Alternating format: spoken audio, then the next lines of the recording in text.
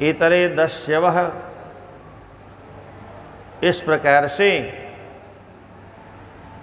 जो तीनों वर्णों की सेवा करता है उसे शूद्र कहते हैं, और जो सेवा नहीं करता है वह सेवा की चोरी करने के कारण दस्यु कहलाता है। शूद्रों के बारे में संकेत किया। इस प्रकार से धर्मार्थांश तरक्लेशान आयम च व्यमेव च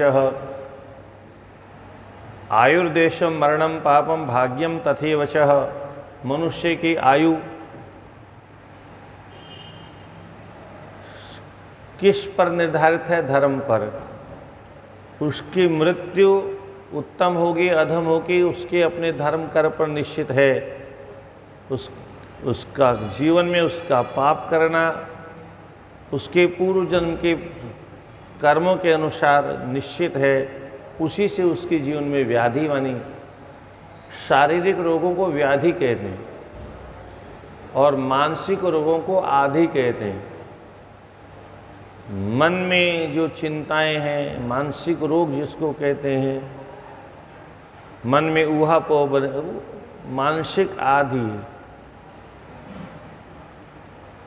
निशात्या मौषागेया यामार्धम संधिरुच्यते तत्काले तो समुत्थाय विनमुत्रेव से द्विजः। रात्रि के व्यतीत होने के बाद में संध्या काल के पूर्व व्यक्ति को उठना चाहिए। और उसके बाद में जंगल में सब चर्चाएं हैं केवल जीवनचर्या की। और उसके बाद में स्नान करे, स्नान करने के बाद में संध्या करे, फिर अग्निहोत्र करे, जल देवताओं को नमस्कार करते हुए स्नान करे। अशक्तम कंठदग्धम च कटिदग्धम अथा पिबः। जल देवताओं को नमस्कार करते हुए धोत वस्त्रम, शुद्ध पवित्र वस्त्र पहने। और उसके बाद में जो शुद्ध प्रकार से स्नान नहीं करता है, शरीर को शुद्ध नहीं करता है, त्रिपुंड धारण नहीं करता है, वह व्यक्ति निश्चित है नरक में जाता है। और इस प्रकार से स्नान ध्यान संध्या इत्यादि करने के बाद गायत्री मंत्र का जप करे। गायत्री का अर्थ क्या है? तो कहते हैं गायत्र्या जप मंत्रा त्रिऊर्ध्वम प्राग्विक्षेपेद गायनात् त्रायते इति गायत्री। गाने से अर्थात जिसके मंत्र का जप करने से जीवों का जो उद्धार कर दे उसका नाम गायत्री मंत्र है। कुछ लोग गायत्री मंत्र को किसी देवी का मंत्र मानते हैं। एक नई बीमारी चली है, विशेष करके श्री राम शर्मा ने इस पर बहुत अद्भुत गजब कर दिया। गांव-गांव में गायत्री देवी का मंदिर बना दिया। आप लोग गायत्री मंत्र जपते होंगे। भर्गो देवस्य, देवस्य का मतलब क्या है? ये सब पुल्लिंग के विशेषण हैं। देवस्य धीमहि, उस देव का हम ध्यान करते हैं। देव्यः धीमहि नहीं है। देवस्य जैसे रामस्य बनता है, कृष्णस्य बनता है, ऐसे देवस्य धीमहि हम उस देव का ध्यान करते हैं। कौन देव? नारायण देव का ध्यान करते हैं। भगवान नारायण ही इस मंत्र के अधिष्ठाता देवता हैं। हाँ, गायत्री छंद में लिखा गया है। गायत्री छंद होता है। अन्य छंदों में जो गायत्री छंद होता है उसमें छंद है, ऐसे गायत्री छंद है। तो गायत्री छंद में लिखा हुआ है इसलिए उसको गायत्री मंत्र कहने लग गए लोग। वस्तुतः गाने से जिसके जीव का उद्धार हो जाए इसलिए गायत्री मंत्र कहा जाता है, किसी देवी का मंत्र नहीं है। सायंकाल, मध्याह्न काल, प्रातःकाल, त्रिकाल संध्या का विधान हमारे सामने सुबह शाम तो ये सब चलता ही था। अब धीरे धीरे काशी में भी सुबह शाम नहाने वाले कम हो गए। पहले दोनों समय स्नान करते थे लोग। आरसाहात परातीतम गायत्रम लक्ष्यम अभ्यसेत। 2 घड़ी दिन चढ़ने के बाद तक गायत्री मंत्र का जप करते रहना चाहिए। और अगर गायत्री मंत्र का जप एक दिन छूट गया तो दूसरे दिन कम से कम 100 गायत्री मंत्र का अधिक जप करना चाहिए। कदाचित 1 महीने तक संध्या नहीं की, 1 महीने तक गायत्री जप नहीं किया तो उसका जनेऊ दोबारा होना चाहिए।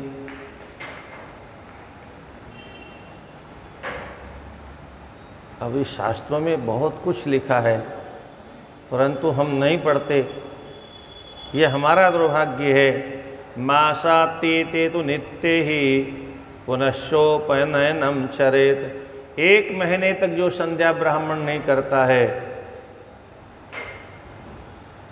उसका दोबारा यज्ञोपवीत संस्कार होना चाहिए। ईशो गौरी गुहो विष्णु ब्रह्मा चंद्र चवे यमः। भगवान नारायण, भगवती पराम्बा देवी और गुहो षडानंद, भगवान विष्णु, ब्रह्मा और चंद्रमा और यमराज, ये सभी के नाम का तर्पण करना चाहिए। ब्रह्मार्पणम तथा कृत्वा शुद्धाचमनमाचरेद। जप करने के बाद में सब ब्रह्मार्पणम अस्तु ऐसा कह करके सर्वान् देवान् नमस्कृत्य अस्त्र बुद्धि स्थिरासनः।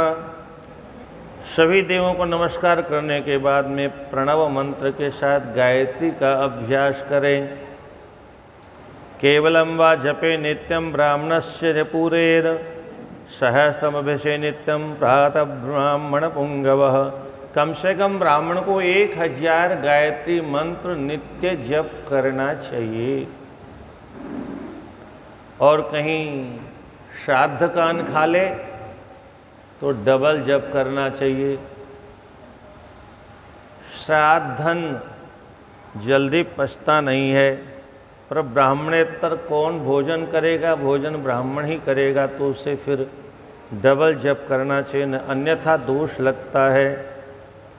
अन्येषां च यथाशक्ति मध्याह्ने। सायं और मध्याह्न तो 100 गायत्री जपने से भी काम चल सकता है, पर प्रातःकाल 1000 गायत्री का जप करना चाहिए। इस प्रकार से जप करने के बाद होम करना चाहिए। ये हमारा देश बड़ा विलक्षण देश रहा है सज्जनों। आजकल तो लोग हवन पर टिप्पणियाँ कसते हैं और भोले बाबा पर दूध जो चढ़ाया जाता है उस पर लोग टिप्पणियाँ कसते हैं। बोले कितना सावन में दूध बर्बाद हो रहा है। लोगों को ध्यान देना चाहिए। लोगों को पीने के लिए दूध नहीं है, बच्चों को पीने के लिए दूध नहीं है, और लोग भोले बाबा पर कितने क्विंटल दूध चढ़ा देते हैं रोज। लोगों को नहीं मालूम सज्जनों हमारे सनातन धर्म के रहस्यों का। ज्ञान नहीं, इसलिए जो कुछ बके ये उनका दोष नहीं, ये अंग्रेज बकते थे। उसके पहले मुगल ऐसा बकते थे, उनसे सीखा है इन्होंने सुन सुन करके। अब अगर किसी को दूध पीने को नहीं मिल रहा है तो तुम्हारे कर्मों का दुर्भाग्य है। तुम्हारे जैसे अभागों का जन्म हुआ तब से दूध दही की कमी हो गई, अन्यथा हमारे देश में तो दूध दही की नदियां बहती। कौन नहीं जानता हमारे देश में सुबह शाम दोनों समय अग्निहोत्र होता था। और कौन कौन करता था? ब्राह्मण, क्षत्रिय, वैश्य, तीनों अग्निहोत्र करते। अब जहां प्रत्येक घर में अग्निहोत्र हो रहा हो, कितना घी लगता होगा? आज लोग कहते हैं घी सूंघने को नहीं मिल रहा, हमारा तो तुम्हारा दुर्भाग्य है, तुम पैदा हुए, तुम्हारे पाप की वजह से नहीं मिल रहा है। ने हमारे यहाँ जब सनातन धर्म वैदिक पद्धति से जब प्रत्येक व्यक्ति सनातन धर्म का आचरण करता था, उस समय प्रत्येक घर में अग्निहोत्र होता था। अरे राक्षस अग्निहोत्र करते थे, मनुष्यों की बात छोड़िए। महाभारत का राजा प्रतिज्ञा पूर्वक कहता था, एक बार कुछ ऋषि महर्षि बड़े बड़े वशिष्ठ आदि ऋषि किसी राजा के इधर से गुजर रहे थे। राजा को पता चला, राजा ने सबको अपने दरबार में, कुछ महाराज आप लोग पधार रहे, इधर से सत्संग हो जाए। तो 2-4 घंटे बैठ के सत्संग किया, और जब महर्षि लोग जाने लगे तो राजा ने कहा, महाराज भोग का समय हो गया है, आप लोग प्रसाद पाके जाओ। अब वो ऋषि एक दूसरे को देखने लग गए, क्योंकि पुराने ज़माने में किसी के यहाँ भोजन नहीं करते थे। राजा तुरंत समझ गया। राजा उनकी व्यवस्था को समझ के राजा निवेदन करता है, महाराज एक प्रार्थना है, आपकी जैसी इच्छा आप करें, आपको कोई बाध्य नहीं है भोजन करने के लिए। न मे जनपदेस्तेने न चौर्य न च मद्यपः नानाहिताग्निर विद्वान् न स्वेरि स्वेरिणी कुतः। अद्भुत है सज्जनों, आज हम अपनी गारंटी नहीं ले सकते, अपने संतान की गारंटी नहीं ले सकते। पति पत्नी किसी की गारंटी नहीं ले सकते आज के युग में, कौन क्या कर बैठेगा। अपने पुत्र और पुत्रियों की गारंटी किसी के पास नहीं है। इतना स्वतंत्र हो गया है परिवार, किसी का बंधन नहीं, किसी का डर नहीं, किसी का भय नहीं। परंतु 5000 वर्ष पूर्व का राजा अपने पूरे प्रजा की गारंटी लेता है, संपूर्ण प्रजा की गारंटी लेता हुआ राजा कहता है, नैमी जनपदेस्तेने न चौर्य न च मद्यपः। हे महापुरुषों, परमात्मा की कृपा से और आप जैसे महापुरुषों के आशीर्वाद से मेरे राज्य में कोई चोर नहीं, न कदरिय, कोई कंजूस नहीं है।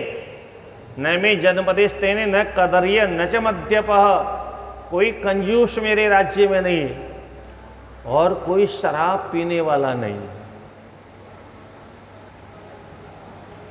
और आगे की बात सुनिए, नाना हिताग्नि न विद्वान, कोई ब्राह्मण क्षत्रिय वैश्य ऐसा परिवार नहीं है जिसकी यहाँ त्रिकाल संध्या न होती हो, जो दोनों समय अग्निहोत्र न करता हो, जिनके यहाँ नित्य प्रति वेदों का पाठ न होता हो। और आगे की बात और अद्भुत है, न स्वेरी स्वेरिणी कुतः, मेरे राज्य में कोई पराई नारी की ओर आंख उठा के देखने वाला नहीं है, इसलिए मेरे राज्य में कहीं वेश्या नहीं मिलती।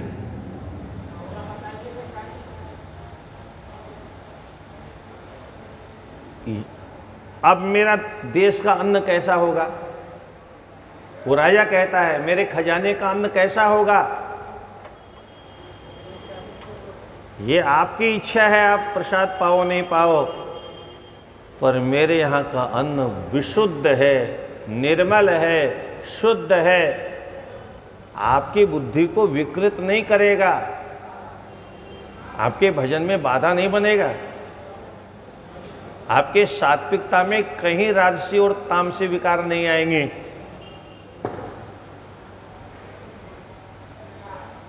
तो महर्षियों ने वहां प्रसाद पाकर के विदाई ली। एक समय आज का है एक समय वह था जब राजा प्रजा के एक एक व्यक्ति की गारंटी लेने का साहस करता था। आज कोई साहस नहीं कर सकता।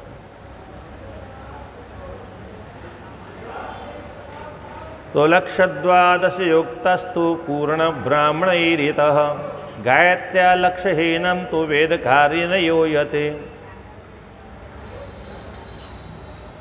24 कम से कम 12 लाख गायत्री मंत्र का जप जो ब्राह्मण करता है वह विशुद्ध ब्राह्मण है कहलाता है।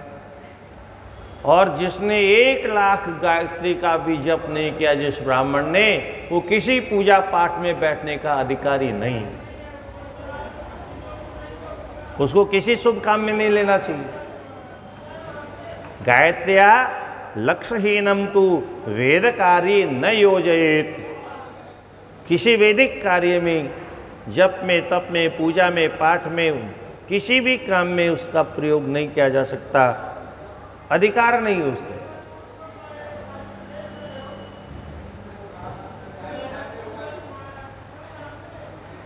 दिने दिने विधिक्रांति नित्यमेव क्रमा जपेत माशादो क्रम शोति ते सार लक्ष्यम जपे नहीं। इस प्रकार से गायत्री का जप करता हुआ धर्मार्थयोस्ततो यत्नम कुर्यात् कामिन चेत्तरः ब्राह्मणो मुक्ति कामस्यात् ब्रह्म ज्ञानम समाभ्यसदाभ्यसेद। धर्म अर्थ काम मोक्ष का चिंतन करता हुआ, मुक्ति कामना करता हुआ ब्राह्मण सदा ब्रह्म ज्ञान का अभ्यास करे। अब ब्रह्म ज्ञान क्या है, ब्रह्म क्या है, बहुत समस्या हो गई आज के जमाने। धर्मादर्थो अर्थतो भोगो भोगाद् वैराग्य संभवः। धर्म पूर्वक अर्थ का अर्जन करे, उस धर्म पूर्वक अर्थ से अपनी कामनाओं का उपभोग करे और अंततो गत्वा संसार से वैराग्यवान होकर के भगवान की सन्निधि में पहुंच जाए। संन्यास लेकर के धर्म पूर्वक जीवन जीने से धर्मेण धर्म आपनोति तपसा दिव्य रूपताम। धर्म से जिस धन की प्राप्ति होती है वो शुद्ध होता है, वो पवित्र धन होता है। उस धन का प्रयोग करने से मन भी शुद्ध होता है, इंद्रियां भी शुद्ध होती, बुद्धि भी शुद्ध होती है, कर्म भी शुद्ध होते हैं। निष्काम शुद्धिमाप्नोति शुद्धया ज्ञानम न संशयः। निष्काम भक्ति करने से, निष्काम कर्म करने से सात्विक बुद्धि का निर्माण होता है और उससे ज्ञान की प्राप्ति, शुद्ध ज्ञान की प्राप्ति होती है। कृते ध्यायात् ज्ञान सिद्धि त्रेतायां तपसा तथा द्वापरे जनात् ज्ञानम प्रतिमा पूजना पूजया कलो। कर्तयुग में ध्यान करने से जीव का कल्याण होता है और ज्ञान सिद्धि त्रेतायाम, त्रेता में ब्रह्म ज्ञान से जीव का कल्याण होता है और तपस्या करने से कल्याण होता है। द्वापरे यजनात् ज्ञानम, द्वापर में यज्ञ करने से यज्ञ पुरुष भगवान की कृपा की प्राप्ति होती है। और कलौ प्रतिमा पूजया, कलयुग में भगवान के मंदिर में रहने वाली जो प्रतिमा है जिसको अर्चा विग्रह कहते हैं, और कलयुग में अर्चा विग्रह से और सुलभ साधन दूसरा नहीं है। अर्चा विग्रह की पूजा, और ये इतनी सरल है, हम पंचोपचार से भी कर सकते हैं, षोडशोपचार से भी कर सकते हैं, सहस्त्रोपचार से भी कर सकते हैं और राजोपचार से भी कर सकते हैं, अपनी अपनी सामर्थ्य के अनुसार। और किसी के पास में कुछ भी नहीं है तो भगवान तो इतनी सरल है पत्रं पुष्पं फलं तोयं यो मे भक्त्या प्रयच्छति। बस एक ही शर्त है, भक्ति पूर्वक अर्पण करो। भक्ति नहीं है तो भगवान की प्राप्ति संभव नहीं है। अधर्मो हिंसका रूपो धर्मस्तु सुख रूपकः। अधर्म करने से हिंसा बढ़ती और धर्म करने से सुख शांति की प्राप्ति होती है। अधर्मात् दुःखमाप्नोति धर्मादेश सुख मेधते। हमारे यहाँ अगर सुख समृद्धि है तो निश्चित है धर्माचरण हो रहा है, और हमारे परिवार में चारों ओर से दुख ही दुख मंडरा रहा है तो निश्चित है हम अधर्म कर रहे हैं। किसी से पूछने की ज़रूरत नहीं है। अगर हम हर तरह से दुखी हैं तो निश्चित, हालांकि कलयुग में अधर्म से भी व्यक्ति आगे बढ़ते, जैसे रावण भी अधर्म से बहुत आगे बढ़ा, परंतु अंत क्या हुआ? अंत कैसा हुआ? अधर्म के माध्यम से सोने की लंका बनाई जा सकती है, पापाचरण से सोने का महल बनाया जा सकता है।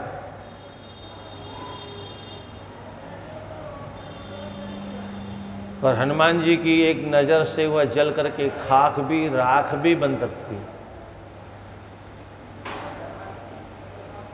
इसलिए सोने का महल अथवा बड़ा महल देख करके और अपराधियों का, अपहरण करने वालों का, चोर डाकुओं का महल देख करके हम भी उस मार्ग पर चलेंगे। कम खाओ, गम खाओ, थोड़ा खाओ, गलत मार्ग पर नहीं चलना है। छोटा सा जीवन है, पानी की जैसा बूंद-बूंदे जैसा जीवन है। इस छोटे से जीवन में ज़्यादा पाप का क्या होगा? अच्छा, ज़्यादा धन कमाने से सोने की रोटी तो बनेगी नहीं, हीरे मोती की दाल तो खाएंगे नहीं, खाना तो वही है। तो फिर ज़्यादा पाप किस लिए? दिखाने के लिए। दुनिया को दिखाने के चक्कर में अगर हमने अपना यह जन्म भी बेकार कर लिया, अगला जन्म भी बेकार कर लिया, तो फिर कहाँ जाएंगे इसका कोई अंत नहीं। विद्याद दुर्निवृत्तितो दुःखम सुखम विद्या सुवृत्तितः। विद्या से सुख की उत्पत्ति होती है, अविद्या से दुख की उत्पत्ति होती है। इसलिए गायत्री का जप करने से, चांद्रायण सहस्त्र बार चांद्रायण व्रत करने का फल प्राप्त होता है, इंद्रलोक की प्राप्ति होती है। नाना प्रकार के पुण्यों का वर्णन किया और उसके बाद में अग्नि यज्ञ, देव यज्ञ, पितृ यज्ञ, ब्रह्म यज्ञ आदि की चर्चा करते हुए कहते हैं, अग्नि यज्ञम देव यज्ञम ब्रह्म यज्ञम तथैव च गुरु पूजाम ब्रह्म तृप्तिम क्रमेण ब्रूहिण प्रभो। ऋषियों ने 4 प्रकार के प्रश्न किए। अग्नि यज्ञ क्या होता है, देव यज्ञ क्या होता है, और ब्रह्म यज्ञ और गुरु पूजा नाम का यज्ञ, जिसमें ब्रह्म को, परमात्मा को तृप्ति की अनुभूति होती है, आप क्रमशः बताइए। सूत जी महाराज कहते हैं, अग्नो जुहोति यद्द्रव्यम अग्नि यज्ञम स उच्यते। अग्नि में जो आहुतियाँ दी जाती हैं उसको अग्नि यज्ञ कहते हैं। ब्रह्मचर्य आश्रम स्थानम समिधा दान में वही। ब्रह्मचर्य का पालन करते हुए अग्नि में हवन करने वाला ब्राह्मण जंगल से समिधा ला करके, अभी आजकल सब बातें रह गई केवल शास्त्रों की, हवन के लिए लकड़ी लाना। हमारे यहाँ रामकृष्ण भगवान भी जंगल से समिधा लेकर के आते थे। वेद भगवान कहते हैं ईश्वर की प्राप्ति करने की इच्छा है तो समित पाणी, हाथ जोड़ करके, समिधा हाथ में लेकर के गुरु की शरण में जाना चाहिए। भगवान राम भी जब गुरुकुल में जाते हैं तो ऐसे ही जाते हैं, कृष्ण भगवान गुरुकुल में जाते हैं तब भी ऐसे ही जाते हैं। आत्मन्यारोपिताग्निनां वह्निवन्निनां यतिनां द्विजाः हितं च मितवेद्यानं स्वकाले भोजनं हुतिः। आत्मनि आरोपिता अग्नि, अपने ही आत्मा में जो ब्रह्म अग्नि है उसको आरोपित करके वन में रहने वाले जो वानप्रस्थी लोग हैं, जंगल में रहने वाले जो यतिनाम सन्यासी ब्राह्मण हैं, वो अपने आप का हित करते हैं। मित मेध्यान्नम, पवित्र शुद्ध अन्न का भक्षण करते हैं। ये भी ब्रह्म यज्ञ है। और उपासना करना, अग्निसंधान करना, कुंड अथवा भांड में अजस्र समीरितः निरंतर, ये आयुष वृद्धि करने वाला है, तप की वृद्धि करने वाला है। वेद यज्ञ, वेदों का अध्ययन करना ही वेद यज्ञ है। शास्त्रों का अध्ययन करना वेद यज्ञ है। ब्रह्म यज्ञम द्विजम कुर्यात्, ब्राह्मणों को तृप्त करना, यह ब्रह्म यज्ञ कहलाता है। इसको भगवान ब्रह्मा जी ने सृष्टि के, क्या जल रहा है भाई?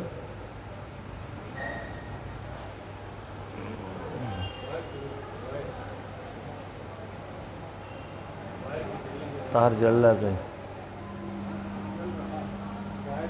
हर हर महादेव शंभो काशी विश्वनाथ गंगे।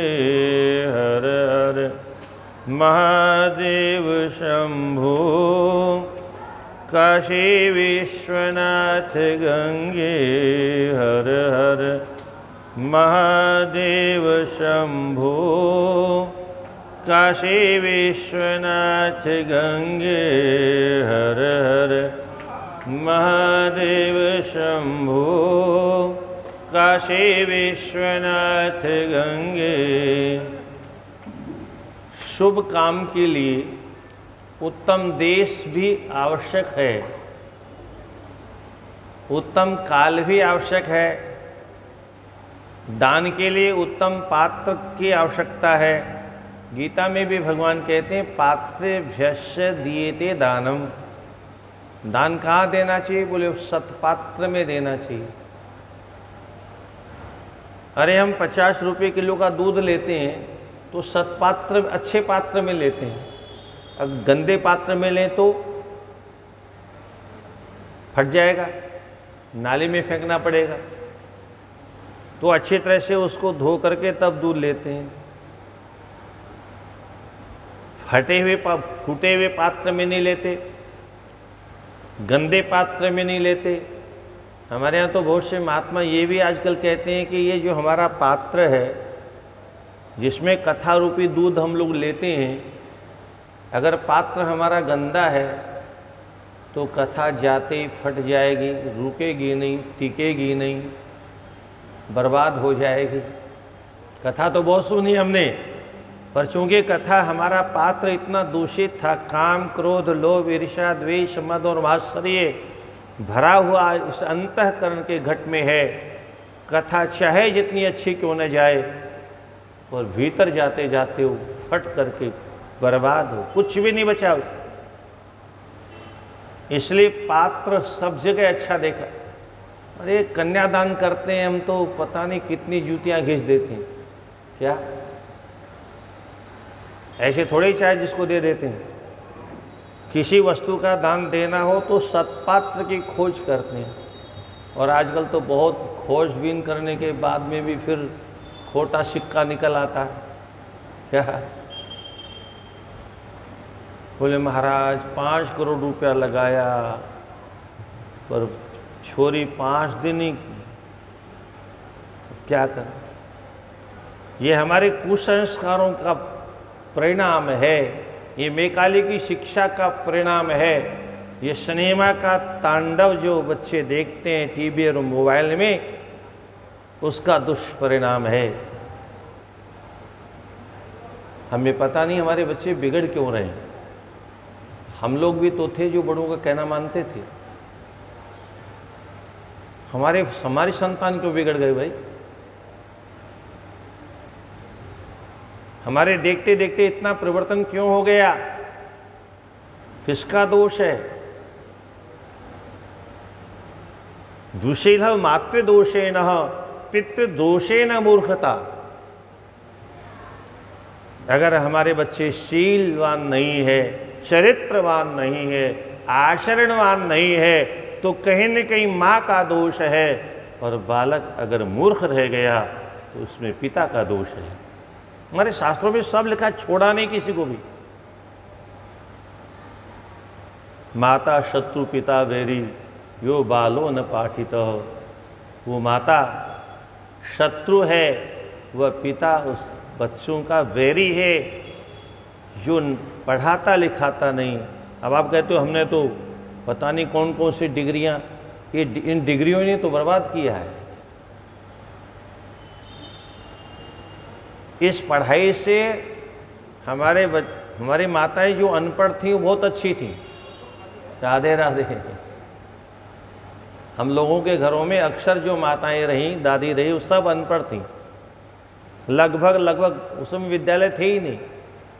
ये तो समाज सुधारकों के नाम पर जो समाज बिगाड़ू आए, उन्होंने बवंडर मचाया। अन्यथा हमारे ऋषि महर्षियों ने तो परंपरा डाली ही नहीं, वो भी डाल सकते थे।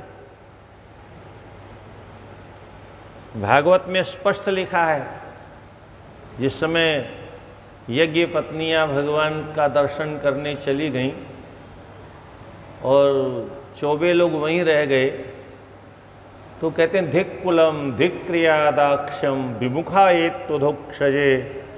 धिक्कार है हमारी विद्या को, हमारे कुल को, हमारे खानदान को, हमारे वेद शास्त्रों को जो हमने पढ़ा, यज्ञ आदि को धिक्कार है, जो हम भगवान से विमुख हो गए।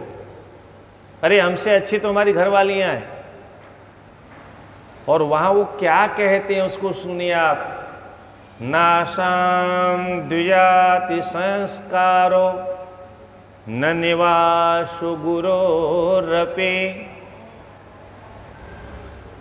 नाशाम द्विजाति संस्कारो, इनके जनेऊ इत्यादि संस्कार नहीं हुए, दोबारा जन्म नहीं हुआ, एक ही बार जन्म हुआ, द्विजाति संस्कार नहीं हुआ। और न निवासो गुरोरपि, गुरुकुल में कभी निवास नहीं किया, फिर भी इनको इतना ज्ञान, ये भगवान को पहचान गई। और हम ठन ठन पाल अग्नि में ही स्वाहा स्वाहा स्वाहा, ये तो सीधे मुंह में जाकर के स्वाहा आहा स्वाहा आहा करके चली आई। हमें अग्नि में स्वा स्वा करते रह गए, धिक्कार है हमको। ये तो बाद में बहुत ज़्यादा रोने गाने लगे, तो किसी ने कहा भैया क्यों रोते हो, हम भी भाग्यशाली हैं। बोले कैसे? बोले कम से कम इतनी धर्मात्मा पत्नियां जो हमें मिली हैं। अरे हम नहीं दर्शन कर पाए तो हमारा अर्धांग तो दर्शन कर लिया, हम इसी से धन्य हो गए। हमारी माताएं पढ़ी लिखी नहीं होती थी, फिर भी पातिव्रत्य धर्म का पालन करती थी, परिवार के प्रत्येक व्यवहार का पालन करती थी। कोई ऐसा व्यवहार नहीं होता था जहां माताएं कभी पीछे हट जाएं। पुरुष को तो कुछ मालूम पहले भी नहीं होता था, आज भी नहीं होता। आज तो फिर भी मालूम रखना पड़ता, नहीं तो पता नहीं। शाम को 2 रोटी मिलेगी कि नहीं मिलेगी। तो देश काल का विचार करते हुए कहते हैं शुद्धम गृहम, किसी पवित्र काम को घर में करना भी बहुत अच्छा है।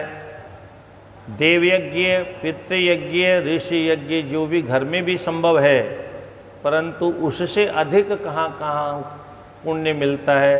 ततो 10 गुणम गोष्ठम गौशाला में घर से 10 गुना पुण्य मिलता है।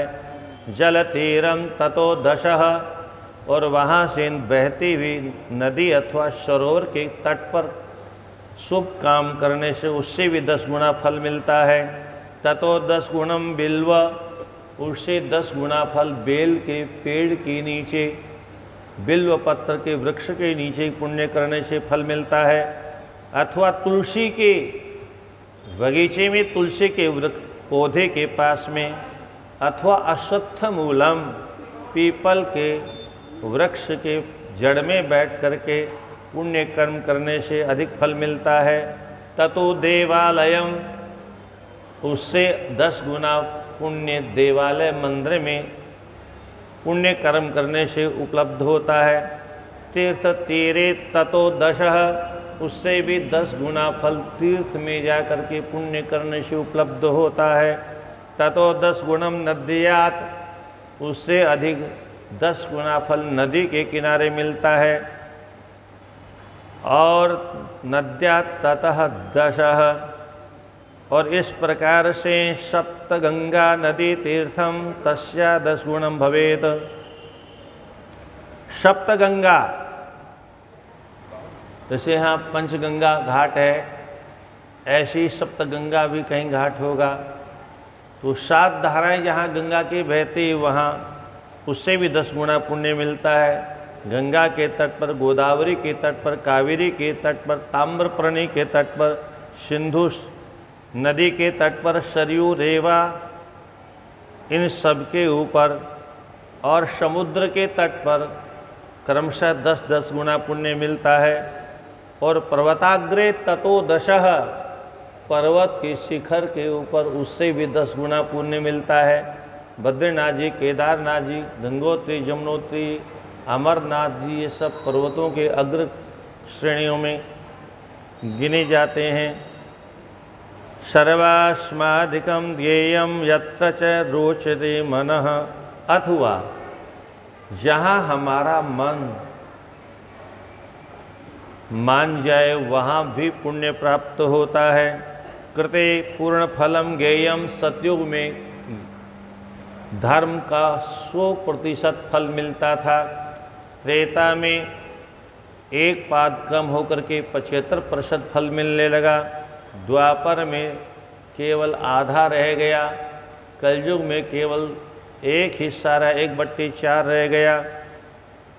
तो इस प्रकार से त्रेतायुगे त्रिपादम च द्वापरे अर्ध सदा स्मृतः, कलो पादम तु विज्ञेयो तत्पादो न ततो अर्ध के।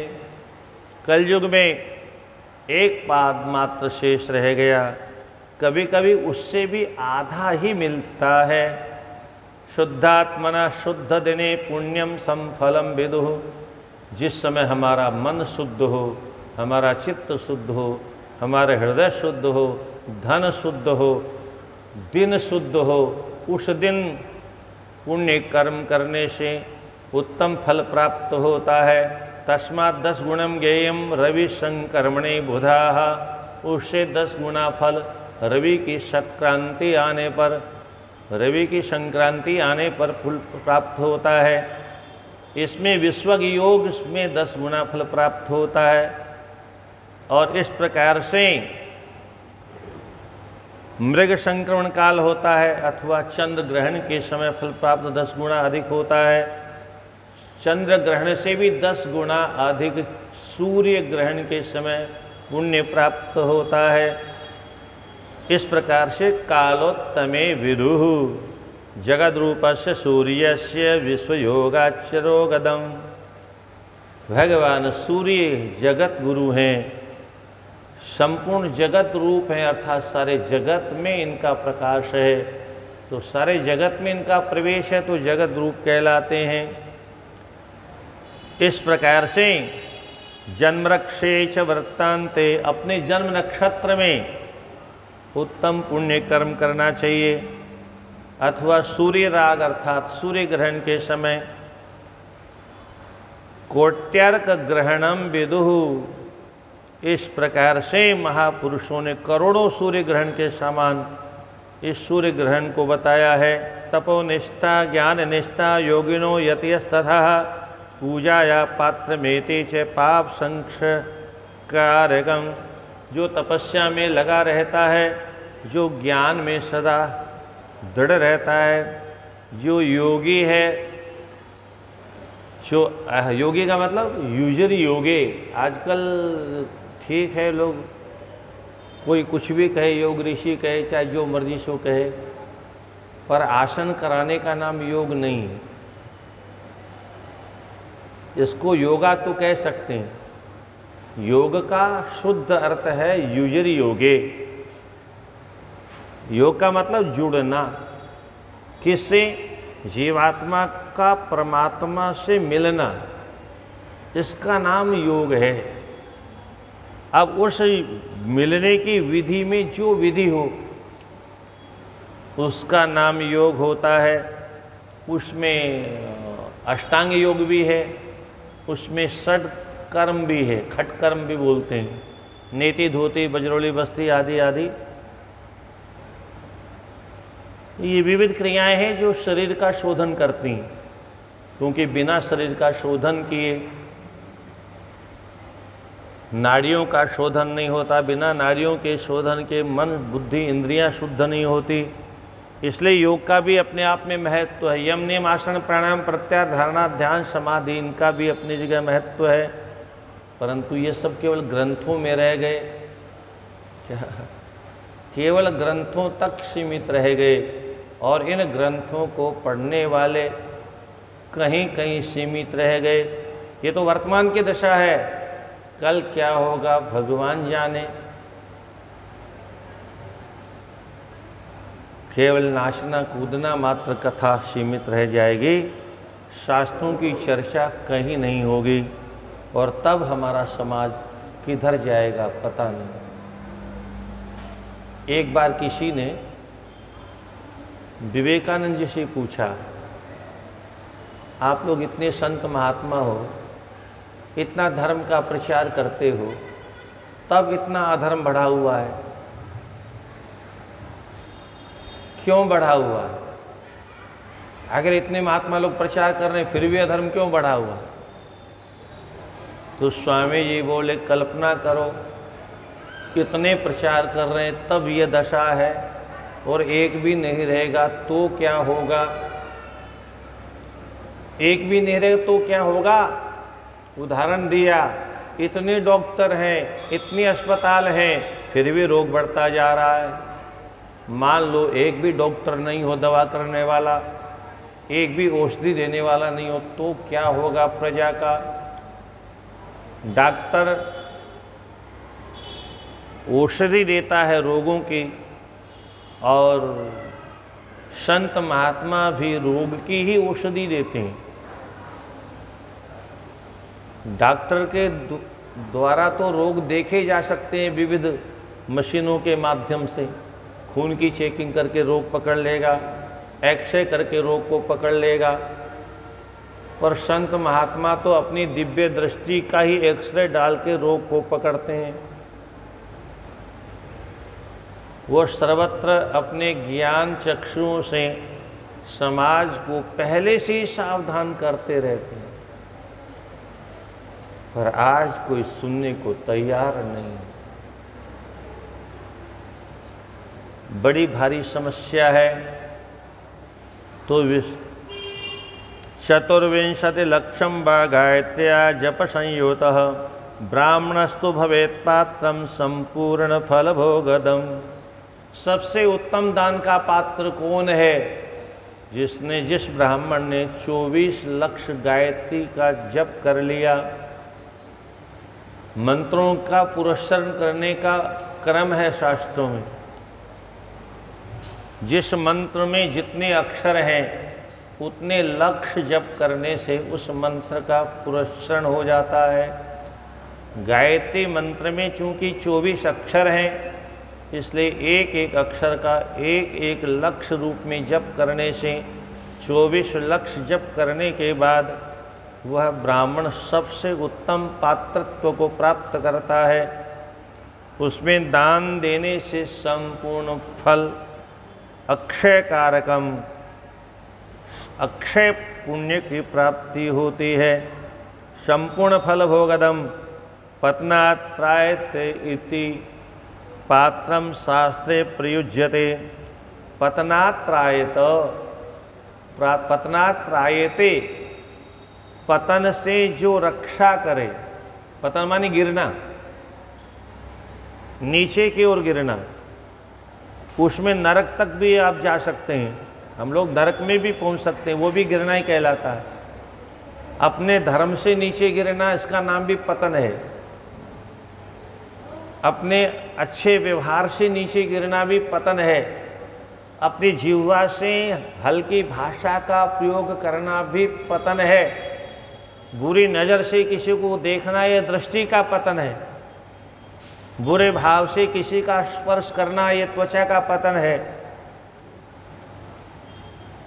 प्रत्येक इंद्रियों का अपना अपना जो धर्म है, उस धर्म से नीचे गिरना, इसका नाम पतन है। और ये पतन हमारा न जाने दिन में कितनी बार होता है। परंतु ऐसे पतित जीवों का उद्धार कब होता है? जब सत पात्र के साथ जुड़ते हैं। तो दातुष्य पातका त्राता त्राणात् पात्र मित्य विधीयते। दाता का जो दान देने से त्राण कर दे, उसको पात्र कहते हैं। पतन हुआ, पैमाने पतन, त्राण, उसका त्राण हो जाए, रक्षा हो जाए, पतन न हो, पतन से बच जाए, नरक जाने से बच जाए, उसको पात्र कहते हैं। गायकम त्रायते पातात् गायत्री त्युच्यते हिसः। गायत्री मंत्र का अर्थ क्या है? बोलो, गायकम त्रायते, जो गाने वाला है, उच्चारण करने वाला है, जप करने वाला है, उसका भवसागर से बेड़ा पार हो जाए, उसको गायत्री शब्द से अभिहित कहते हैं। यथार्थहीनो लोकेस्मिन् परस्यार्थं न यच्छति। यथार्थहीनो, वस्तुतः जो वास्तविक प्रयोजन है उससे रहित अगर लोक में कोई जप करता है तो वह परस्य अर्थम न यच्छति, वह परमार्थ को प्राप्त नहीं कर पाता है। दातुम कर्तुम तथा त्रातुम त्रात पात्रत्वम ब्राह्मणो अर्हति। अन्नदान किसको करना चाहिए, इसका भी संकेत सुनिए। दातुम कर्तुम तथा त्रातुम, दान देने वाले का जो त्राण कर दे उसको पात्र कहते हैं। ऐसा उत्तम पात्र ब्राह्मण अर्हति, उत्तम कोटि का ब्राह्मण ही है। और विशेष रूप से केवल अन्न का दान करना हो, केवल अन्न का दान, तो इसके लिए बहुत सरल विधि लिखी है। इसके लिए किसी पात्र की आवश्यकता नहीं, किसी वर्ण की आवश्यकता नहीं, किसी जाति की आवश्यकता नहीं, किसी स्त्री पुरुष को नहीं देखना है। तो अन्नस्य क्षुदितम पात्रम, अन्नदान देने का सबसे उत्तम पात्र भूखा व्यक्ति है। वो भूखा कोई भी क्यों ना हो, वही उसका पात्र है। देवी भागवत में लिखा है, जो सत्पात्र नहीं है उसको दान नहीं देना चाहिए। और वहाँ भी यही लिखा, अन्नदान के लिए सभी पात्र हैं। बाकी जो सत्पात्र नहीं है उसको अन्य वस्तुओं का दान दे दिया तो दान देने वाला भी नरक में जाता है। बड़ी भारी बीमारी है। पूज्यपाद ब्रह्मभूत स्वामी कृपात्य जी महाराज से किसी ने जब दान के बारे में पूछा तो कहा, मान लो किसी ने किसी को 2 पैसा दिया और उसने शराब पी ली, तो पुण्य किसको मिलेगा? शराब पीने का दाता को मिलेगा। जो भी पुण्य मतलब पाप जो लगेगा, फल जो मिलेगा। तो इसलिए पैसा देने से पहले उसके पात्रत्व को देख लो। अन्न देते समय कोई पात्रता देखने की जरूरत नहीं है। महाभारत में संकेत आया है, मृस्थल्याम यथा वृष्टि क्षुधार्ते भोजनम यथा। जैसे रेगिस्तान में वर्षा का महत्व है, ऐसे ही भूखे को भोजन देने का बहुत महत्व है। भोजन देने का वस्तुतः आनंद ही भूखे को है। अगर भरा पूरा पेट है तो उसको भोजन कराने से क्या फायदा है। भोजन देने का आनंद तो भूखे को ही है। हम लोग भोजन करते हैं, अच्छे से अच्छा करते हैं, और उस अच्छे से अच्छा भोजन करने में हमको आनंद आता है। पर हमारे यहाँ महात्मा कहते हैं, जितना भोजन करने में हमको आनंद आता है, अगर उससे अधिक आनंद लेना हो तो किसी भूखे को भोजन कराइए, उससे अधिक आनंद आएगा। स्वयं भोजन करने में जितना आनंद आता है, उससे अधिक आनंद चाहिए तो किसी भूखे को भोजन कराइए, किसी प्यासे को पानी पिलाइए, किसी नंगे को कपड़ा पहनाइए। सर्दी में छटपटाता हुआ कोई, अब आजकल ये और बीमारी है, रात को आप उड़ा के आओ, सुबह फिर नंगे मिलेंगे।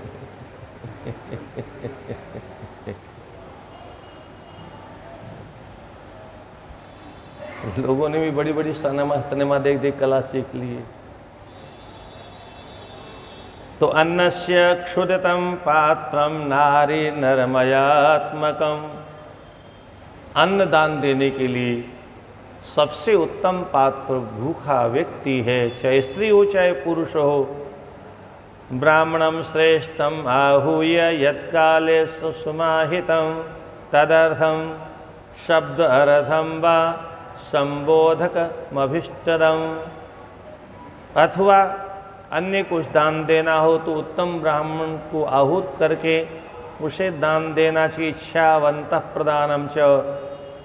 किसी को किसी वस्तु की आवश्यकता है, वह वस्तु उसे अगर कोई दान देता है तो उसकी आत्मा प्रसन्न होती है। अगर हमने किसी गरीब की झोंपड़ी बना दी, अगर हमने किसी गरीब की बहन बेटी का विवाह करवा दिया, कुछ लोग अपने घर के शौचालय में 10 लाख लगा देते हैं, पर अपने भाई की झोंपड़ी चुचाती रहती है, ये अच्छी बात नहीं है। कुछ लोग रामायण की कथा सुनते हैं तो आंसू बहाते हैं, भरत जी कितने महान थे, और अपने भाई से मुकदमा लड़ते हैं। राधे राधे। अपने भाई से मुकदमा लड़ते हैं। क्या फायदा राम कथा सुनने से? कोई लाभ नहीं। यस्सेवकाय दत्तम स्यात् तत्पाद फलदम विदुः। अपने सेवा करने वाले को समय पर उत्तम वस्तु दान देना, ये बहुत उत्तम फल प्रदान करने वाला है। जाति मात्रस्य विप्रस्य दीन वृत्ति द्विजर्षभाः। केवल जाति मात्र का ब्राह्मण हो तो उसको दिया हुआ दान केवल 10 वर्ष तक हमें उसका फल मिलता है। जाति मात्र का ब्राह्मण हो, कर्म से ब्राह्मण नहीं। परंतु अधिक फल प्राप्त करना हो तो दत्तमर्थम भोगाय भूर्लोके 10 वार्षिकी वेदयुक्तस्य विप्रस्य स्वर्गे ही 10 वार्षिकम। वेद पाठी ब्राह्मण हो, त्रिकाल संध्या करने वाला ब्राह्मण हो तो 10 वर्षों तक स्वर्ग में उसके सुख की उपलब्धि करता है। दशांगमन्नम विप्रस्य भानुवारे ददन नरः। रविवार को ब्राह्मण को देने से मनुष्य दूसरे जन्म में 10 वर्षों तक उस निरोग रहता है। ये सब लंबा शब्द दिया है। बालानाम, किसी बालक को अगर हम दान दें तो क्या सोच के दान देना चाहिए? छोटी अवस्था का है, जैसे मान लो विद्यार्थी है, अब यहाँ तमाम विद्यार्थी रोज प्रसाद पाते हैं, तो ऐसे छोटे छोटे विद्यार्थी ब्राह्मणों को दान देते समय ब्रह्म बुद्धि से दान देना चाहिए। हम साक्षात ब्रह्म को अर्पण कर रहे हैं। अथवा युवा को दान देते समय क्या सोचना चाहिए? जवान व्यक्ति को दान कर रहे हैं तो कहते हैं साक्षात विष्णु बुद्धि रखनी चाहिए उसमें। ये साक्षात भगवान विष्णु को हम दान कर रहे हैं। पुत्र कामार्थे फिर नरे हैं, पुत्रों की कामना वाले लोगों को भी नवयुवकों को दान करना चाहिए विष्णु स्वरूप मान करके। और वृद्धा नाम, किसी वृद्ध को दान कर रहे हैं तो साक्षात रुद्र देवता का दर्शन करना चाहिए। यह हम रुद्र देवता को दान कर रहे हैं। देयम ज्ञानार्थे फिर नरे है, रुद्र देवता को दान देते समय ज्ञान की अभिलाषा करनी चाहिए। जो ज्ञान का अभ्यर्थी है, किस ज्ञान का? ब्रह्म ज्ञान का। बाकी तो सब अज्ञान है। ज्ञान तो केवल ईश्वर का ही होता है। बाकी तो कै का ज्ञान हो गया, ख का ज्ञान हो गया, डॉक्टर बन करके नाना प्रकार की औषधि दे करके लूटने का ज्ञान हो गया, माँ बहनों का पेट फाड़ने का ज्ञान हो गया। इसका नाम ज्ञान नहीं है। पैसा लूट लेना इसका नाम ज्ञान नहीं। ब्रह्म सत्यम जगत मिथ्या, ये उत्तम ज्ञान है। ये सारा संसार मिथ्या है, केवल परमात्मा ही सत्य है। तो मिथ्या संसार के लिए कामना करना अथवा मिथ्या संसार के रिश्तेदारों को प्रसन्न करने के लिए काम करना अथवा ये नाशवान शरीर के लिए इसको प्रसन्न करने के लिए कुछ करना, ये मात्र अज्ञान के अलावा कुछ नहीं है। इसलिए बालस्त्री भारती बुद्धिया, किसी छोटी महिला को, छोटी अवस्था की बालिका को दान करना हो तो उस समय क्या विचार करना चाहिए? बोले साक्षात सरस्वती को हम दान कर रहे हैं। इस बुद्धि से, इस भाव से दान देना चाहिए। युवा स्त्री को अगर दान कर रहे हैं तो बोले लक्ष्मी बुद्धिया युवा स्त्रीषु, साक्षात लक्ष्मी जी की सेवा कर रहे हैं। लक्ष्मी मान करके फल किसका मिलता है हमें? भाव का। हम जो कर्म करते हैं फल उसका नहीं मिलता है, हमारे कर्म के पीछे जो भाव है। इसलिए कितना शास्त्रों में विचार किया, किसी को देते समय भी कितनी उदात्त बुद्धि रखनी चाहिए। हम किसी मनुष्य को नहीं दे रहे हैं, किसी व्यक्ति को नहीं दे रहे हैं, किसी जीव को नहीं दे रहे हैं, साक्षात ईश्वर से संबंध जोड़ दिया। युवा स्त्री को अगर दान कर रहे हैं तो साक्षात लक्ष्मी की बुद्धि रख के उसे दान करना चाहिए। वृद्धाशु, किसी वृद्ध महिला को अगर दान करने का अवसर आए तो साक्षात मैया पार्वती सामने विराजमान है, ऐसा मान करके उसको दान करे। और हमारे सामने कोई भिखारी आए, हट बक बक, क्या दान करेंगे? आगे बढ़, मोटा मुस्टंडा, शर्म नहीं आती भीख मांगते हुए। कोई हमसे क्यों मांगता है? भगवान ने हमें इस लायक बनाया है, इसलिए कोई हमारे सामने हाथ फैलाता है। एक भिखारी से तो नहीं कोई मांगता।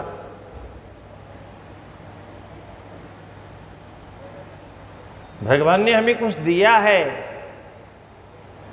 पात्र बनाया है, इस लायक बनाया है कि कोई हमारे सामने खड़ा होकर मांग रहा है, हम उसको भिखारी मान करके उसका तिरस्कार कर देते हैं।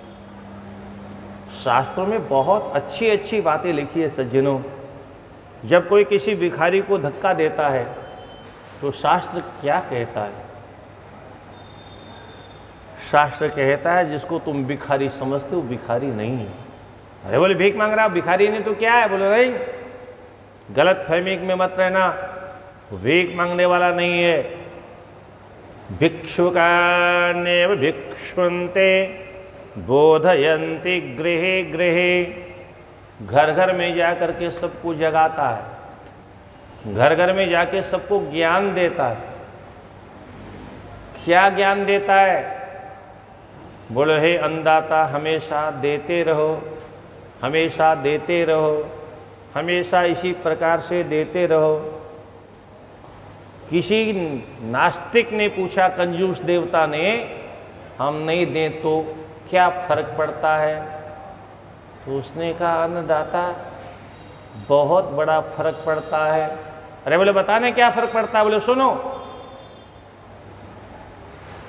हमने आपका अन्न खाया है अन्नदाता, इसलिए आपसे हम प्रार्थना करते हैं आप हमेशा देते ही रहो, आपके हाथ हमेशा ऐसे ही बने रहें, हमेशा भगवान आपको ऐसे ही बनाए रखे। परंतु अगर आपने ये ठान लिया कि हम नहीं देंगे तो अदातुर गतिरिदृशे, अगर आप नहीं दोगे तो आपकी भी अगले जन्म में मेरी जैसी दुर्गति होगी। ये शिक्षा देता है वो। आपने कभी पहले भी दिया था इसलिए आज भी दे रहे हो, अगले जन्म में भी आप इसी प्रकार से दाता बने रहो। मैंने आपका अन्न खाया है, मैं नहीं चाहता हूं कि आपकी दुर्दशा मेरी जैसी हो जाए, इसलिए आप देते रहो हमेशा। अदातुर गतिरिदृशि, नहीं देने के परिणाम स्वरूप आज मैं भीख मांग रहा हूं।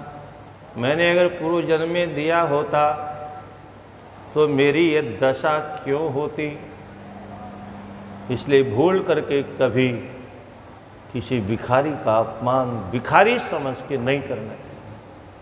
अरे हमारे पास भी कुछ देने को नहीं है अथवा कंजूस से कोई मत दो, उसका वाणी से सम्मान तो करो। अपमान करने का हमें किसने अधिकार दिया?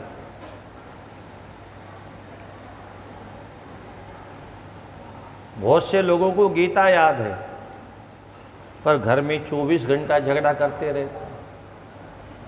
क्या फायदा गीता याद करने से? बहुत से लोग नित्य प्रति सत्संग में जाते हैं पर घर में कभी चैन से नहीं रहते। क्या लाभ? बहुत से लोग हर साल कावड़ चढ़ाते हैं, सावन का महीना है ना, ओह हमारे हिंदुओं में पता नहीं देखा देखी दिखावा मात्र रह गया है। नव दुर्गा आएगी तो जिधर देखो सब दुर्गा जी के मंदिर में भागो भागो भागो भागो भागो।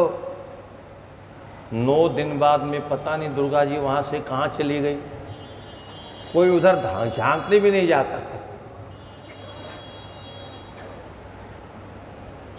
9 दिन तक सुबह से लेके शाम तक दर्शन के लिए लोग भीड़ लगाए रहते हैं। 9 दिन बाद में दुर्गा जी वहाँ से गायब। अब अगली साल आएगी साल भर के बीच में दुर्गा जी कहीं नहीं रहेगी। क्या है ये? अरे 9 दिन पहले भी दुर्गा जी वहीं थी, 9 दिन बाद में भी दुर्गा जी उसी मंदिर में रहेगी, पर तब हमको दुर्गा जी याद नहीं आएगी। ये पूजा की पद्धति नहीं है। गणेश जी का चतुर्थी का दिन आएगा तो गणेश जी याद आएंगे, रामनवमी में राम जी की याद आएगी, कृष्ण जन्माष्टमी में वो भी कुछ लोग गिने चुने लोगों को। शिवरात्रि आएगी तो भोले बाबा की याद आएगी, सावन में भोले बाबा की याद ज़्यादा आती। बाबा तो 12 महीने, हालांकि ये इसलिए बताए गए, कुछ महीने शास्त्रों में बताए गए कि कम से कम 12 महीने नहीं करे तो कम से कम 9 दिन तो करे, कम से कम श्रावण भर तो करे।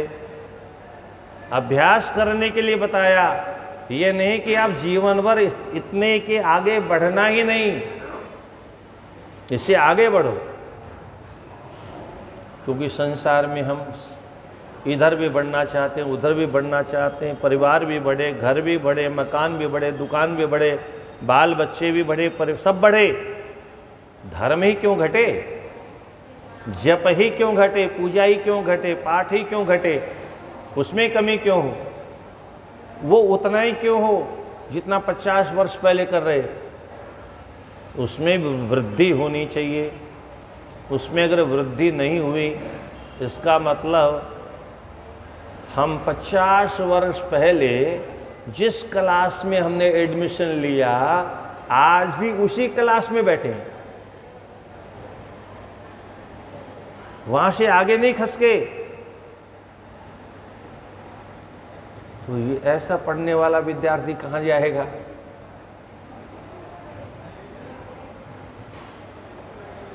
आगे बढ़ना चाहिए। साधना के क्रम में भी साधक को साध्य की प्राप्ति अगर करनी है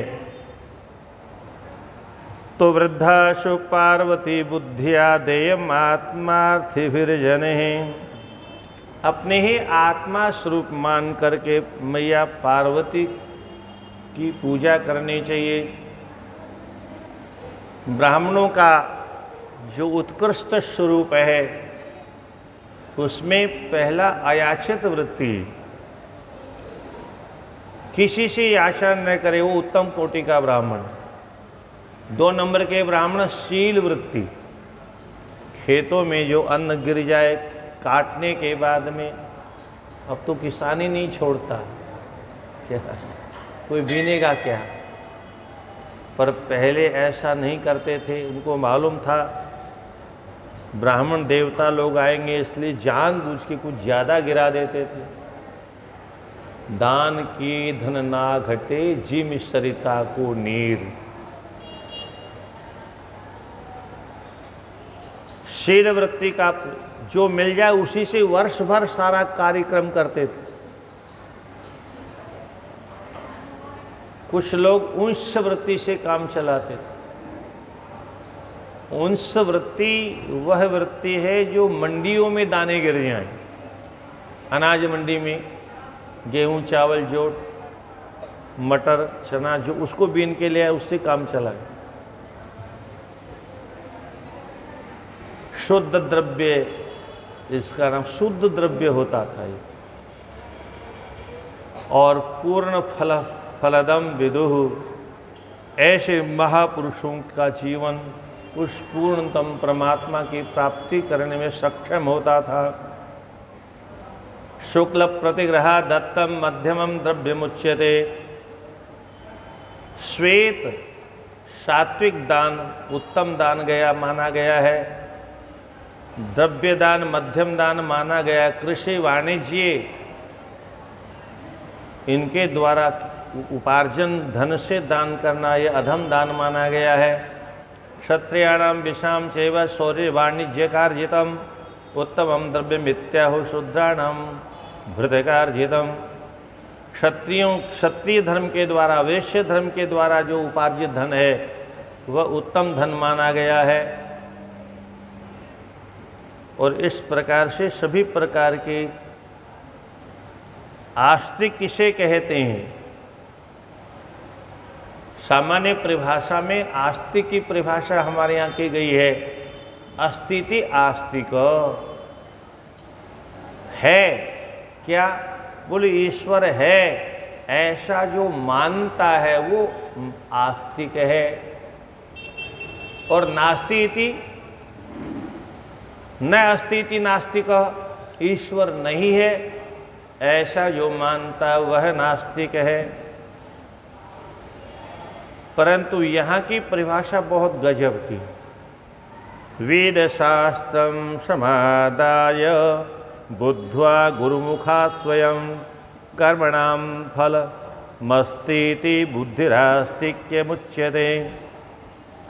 वेद शास्त्र का आदर पूर्वक अध्ययन करना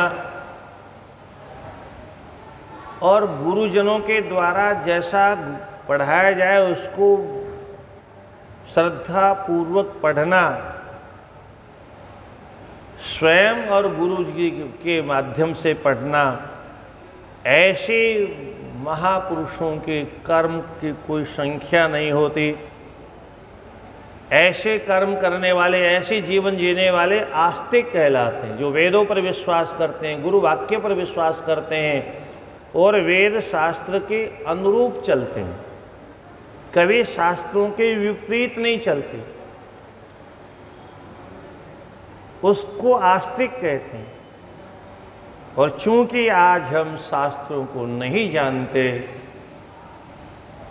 ये राजा का दोष है। राजा रहे नहीं, सरकार है, वो अपने आप को धर्मनिरपेक्ष घोषित कर बैठी, हमें धर्म से कोई लेना देना नहीं। और जब राजा कोई धर्म से कोई लेना देना नहीं होता है तो प्रजा धर्मात्मा कैसे हो सकती है?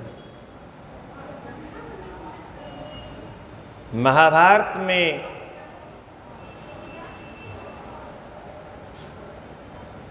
भीष्म पितामह कहते हैं, राज्यो धर्मिण धर्मिष्ठाः पापे पापः समे समाः राजानम् अनुवर्तन्ते। ये अंतिम पाद आप में से बहुतों को याद होगा। यथा राजा तथा प्रजा, यथा राजा तथा प्रजा। इसके 3 पाद और हैं, ये तो अंतिम पाद है, अंतिम लाइन है। पहली पंक्ति है, राज्ञी धर्मिण धर्मिष्ठः। जिस देश का राजा स्वयं धर्मात्मा होता है, उस देश की प्रजा भी धर्मात्मा होती है। जिस देश का राजा पापी होता है, उस देश की प्रजा भी पापी होती है। जिस देश का राजा सामान्य होता है, उस देश की प्रजा भी सामान्य होती है। यथा राजा तथा प्रजा। जैसा राजा होती है वैसा प्रजा होती है, वैसे ही प्रजा हो। कुछ लोग उल्टा कहते हैं आज लोकतंत्र है, और इसलिए बोले प्रजा राजा को चुनती है, तो जैसा प्रजा चुनेगी वैसा राजा होगा।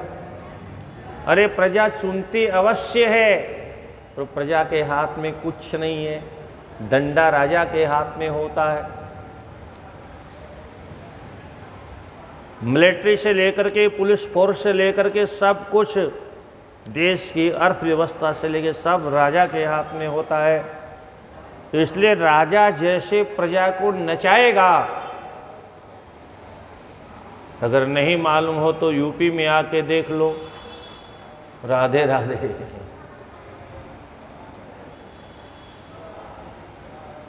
लोग हाथ में तख्ती लेके आ रहे हैं, मेरा इनकाउंटर नहीं करना, मैं अब अपराध नहीं करूँगा, मैं अपराधी को खोजना न पड़े, अपराधी स्वयं सरेंडर कर दे, ऐसा भय होना चाहिए अपराधियों के अंदर।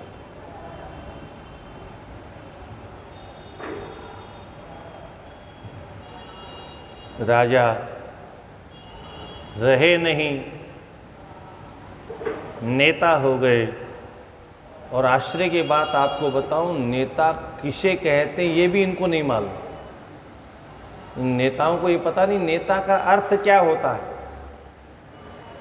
नेता बहुत हैं, आप लोग भी सब नेतागिरी करते हो, कोई ऐसा नहीं आजकल जो नेतागिरी नहीं करता हो। पर नेता किसे कहते हैं ये नहीं मालूम, क्योंकि कुछ कह पढ़ते नहीं, महापुरुषों के पास बैठते नहीं, कहाँ से पता होगा। बिना व्याकरण पढ़े किसी भी शब्द का अर्थ नहीं लगता। इसलिए वेद पढ़ना बहुत अच्छा है, परंतु उसका अर्थ अगर नहीं आता तो वह पाठ भी व्यर्थ है, फल कहाँ मिलेगा उसका। हम प्रार्थना करें, हमें पता ही नहीं क्या बोल रहे हैं। अब ठाकुर जी अर्थ लगाते रहेंगे, उनको क्या गर्ज पड़ी। हम क्या कह रहे हैं ठाकुर जी को पता चलना चाहिए। इसलिए व्याकरण लिखा है, व्याकरण मुखम कृष्णम। सभी शास्त्रों में मुख्य व्याकरण है, जिसको आजकल आप लोग अंग्रेजी में ग्रामर कहते हैं। विश्व में भारत की ऋषियों की जो ग्रामर है, ऐसी ग्रामर कहीं नहीं है। भारत का शब्दकोश जितना विशाल भंडार है, एक शब्द के कितने पर्यायवाची हो सकते हैं। अंग्रेजी जैसी दरिद्र भाषा तो हमने कहीं देखी ही नहीं, सबसे दरिद्र भाषा है। हमारे यहाँ संस्कृत भाषा में जो बोलो वही लिखना होता है, वही सुनता है, वही लिखा हुआ दिखाई देता है। और आपको किसी अंग्रेज को कहो कि पै लिखो तो पी लिखेगा, पै नहीं लिख सकता। क्या उसको बोलो च लिखो, बोलो CH। अरे हम च लिखने को बोलते हैं, मूर्ख कहीं के। सुनता नहीं क्या, बहरे हो? ट लिखो, बोलो टी। टी क्या करते हो? ट लिखो, नहीं लिख ही नहीं सकता। बोला कुछ जाता है, उच्चारण कुछ होता है, और कुछ तो साइलेंट हो जाते हैं। हमारे यहाँ एक बुआ भी है, चाची भी है, ताई भी है, मामी भी है, चाचा भी है, ताऊ है, मामा है, फूफा है, हैं? और वहाँ तो इतनी दरिद्र भाषा है, एक आंटी में सारी चींटी घुस गई और एक अंकल में सारे पुरुष घुस गए। जो आया सो अंकल। एक बार हम गोरखपुर गए थे तो एक छोटा बच्चा हमारे साथ था और उसको लोग ले गए घुमाने के लिए, कहीं मिलने जुलने गए होंगे। तो उसने पहली बार सुना, जो जाए आंटी जी नमस्कार, आंटी जी नमस्कार। तो पुरुष आ गया तब तक कोई सामने, वो तो जानता नहीं था क्या बोलते हैं। बोलो आंटा जी नमस्कार। आंटा जी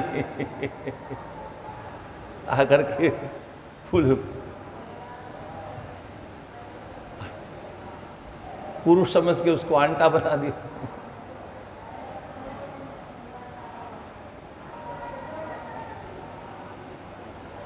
संस्कृत भाषा अगर हम नहीं पढ़ेंगे तो संस्कारों का ज्ञान भी नहीं होगा। संस्कृत भाषा ही हमें 16 संस्कारों को जानने के लिए ज्ञान प्रदान करती है। अन्य भाषा में कुछ नहीं है ये सब।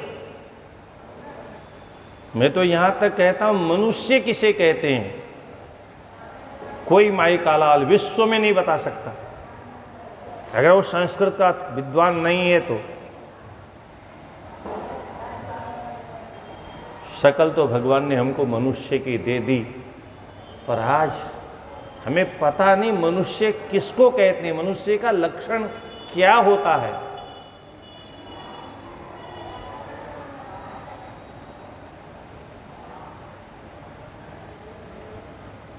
सर्वभावे दरिद्रस्तु वाचा व कर्मणाम यजेत। जो सभी प्रकार से दरिद्र है, कुछ भी नहीं कर सकता, कुछ दान दे नहीं सकता, सभी प्रकार के वस्तुओं का अभाव है, तो उसके पास मीठी वाणी तो है, ये शरीर तो है सेवा के लिए। जो लोग कहते हैं हम तो महाराज बहुत गरीब हैं, हमारे महात्मा कहते तुम गरीब हो? किसने तुमसे कहा तुम गरीब हो? अरे हमारे ठाकुर जी जिसने सृष्टि बनाई है, एक तो ओढ़रदानी है और एक लक्ष्मी नारायण है, ये इतने कंजूस नहीं, इन्होंने किसी को गरीब बनाया ही नहीं, किसी को गरीब नहीं बनाया। बोल नहीं महाराज हमारे पास तो खोटा पैसा भी नहीं है, हम तो गरीब हैं। तो हमारे यहाँ महात्मा कहते हैं ऐसा करो, हम तुमको 1 लाख रुपए देते हैं, एक आंख दे दो अपनी। क्या 1 लाख रुपए देते हैं, एक आंख दे दो, अरे बोले महाराज ये दोनों दे दो, 2 लाख रुपए ले लो, चलो 5 लाख ले लो, दोनों आंखें दे दो। तुम कह रहे थे हम तो गरीब है। अरे उस परमात्मा को देखो कितना दयालु है, इतनी मूल्यवान वस्तुएं हमें अर्पण की जिनकी कीमत हमें पता नहीं। हमें पता नहीं किडनी की कीमत कितनी है, डॉक्टरों को पता है, धीरे से निकाल लेते हैं। सब नहीं ऐसा करते, पर कुछ लोग ऐसा है जो समाज को बदनाम करते हैं। कितने अंग प्रत्यंग ऐसे हैं हमारे, और तो और कुछ गरीब लोग आज कुछ नहीं तो खून ही बेचते रहते हैं, धंधा है उनका। तो सर्वाभावे दरिद्रस्तु वाचा च कर्मणाम यजेत। ईश्वर की यजन करने की चर्चा चल रही है। गरीब है, दरिद्र है, कुछ नहीं है, वो परमात्मा की अर्चना कैसे करे, परमात्मा को कैसे प्रसन्न करे? बोले मधुर वाणी से परमात्मा की स्तुति करे और अपने शरीर से सेवा करे। मंदिर में जाकर के झाड़ू पोंछा तो लगा सकता है, और इससे बड़ा कोई काम नहीं है। हमारे लिए छोटा काम है। राधे राधे। हर हर महादेव शंभो काशी विश्वनाथ गंगे। हर हर महादेव शंभो काशी विश्वनाथ गंगे। हर हर महादेव शंभो काशी विश्वनाथ गंगे। हर हर महादेव। हर हर महादेव। तो सभी के अभाव में मनुष्य को अपने शरीर से सेवा करनी चाहिए।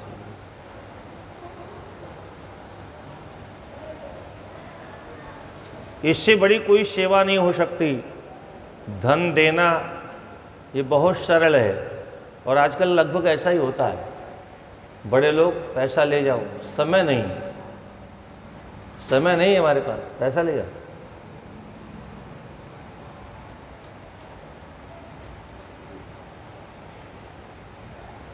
हमारे पास 3 वस्तुएं हैं परमात्मा को प्रसन्न करने के लिए: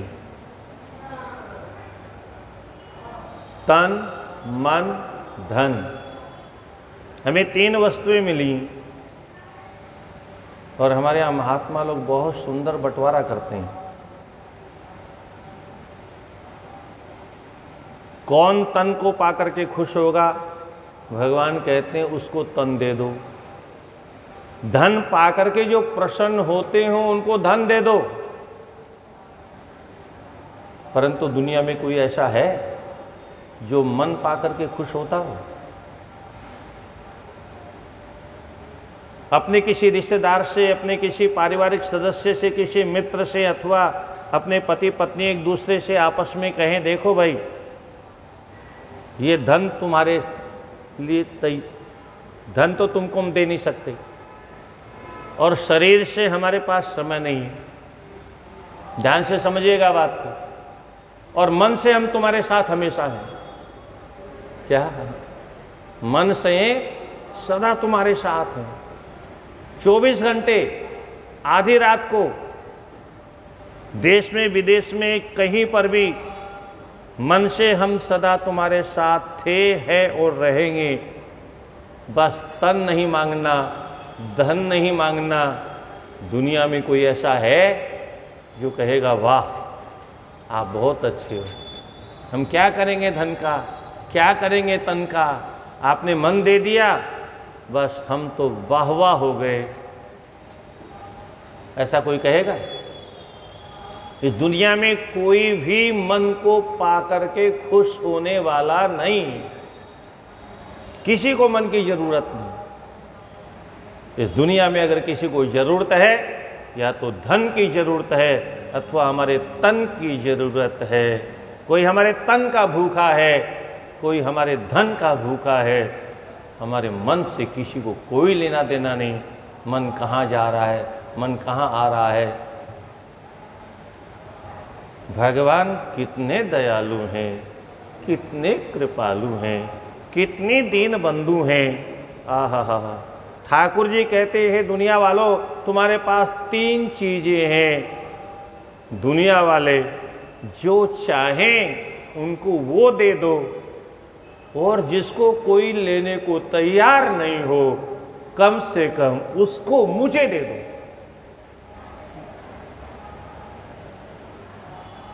दुनिया वाले तुमसे तुम्हारा तन चाहते हैं, दुनिया वाले तुमसे तुम्हारा धन चाहते हैं, तुम्हारे मन को दुनिया में कोई लेने वाला नहीं। लाओ इस मन को मेरे हवाले कर। और हम कितने अभागे हैं। ठाकुर जी ने तो इतना सरल रास्ता हमारे कल्याण का हमको बताया, और हम इतने अभागे हैं, यह भी देने को तैयार नहीं। इस मन को भी ठाकुर जी को देने को तैयार नहीं। मन भी कहाँ कहाँ बंबई बेटा रहता तो वहाँ भागता है, अमेरिका रहता तो वहाँ भागता है। वो कभी पूछता ही नहीं, वो कभी चल के फोन नहीं करता।